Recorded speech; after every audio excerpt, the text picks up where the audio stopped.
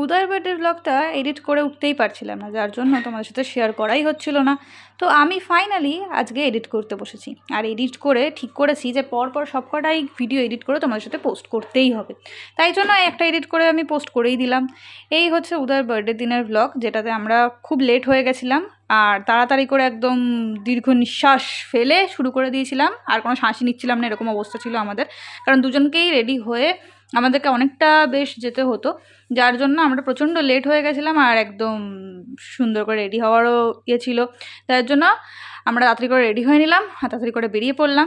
এই হচ্ছে তুতুলের লুক, আর আমি একদম সিম্পল পরেছিলাম, সোয়েটার ফোয়েটার কিছু পরিনি যদিও, কিন্তু ভালো লাগছিল দেখতে, আমার তো তাই ফিল হলো। সেদিনকে উদয় ঠিক করেছিল যে বাইরে আমাদেরকে খেতে নিয়ে যাবে, ট্রিটটা সেদিনকেই দিয়েছিল। আমরাও কেক কাট করেছিলাম সেদিনকেই, কিন্তু আমরা ওর বাড়িতে নয়, আমরা বাইরে খেতে গেছিলাম ব্যারাকপুর ডিলিশিয়াস বিরিয়ানিতে। আর সত্যি কথা বলতে আমি এর আগেও 2-3বার খেয়েছি অর্ডার করে অনলাইনে, তো ভালোই লাগতো আমার। তো ব্যাস খেয়ে নিলাম আর খুবই ভালো লাগছিল।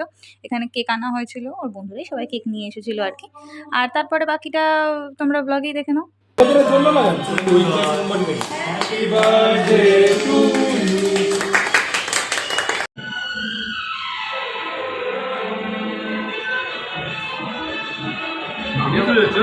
Birthday boy, birthday boy, birthday boy, birthday boy. কোনো মতো এমনি নিবি না।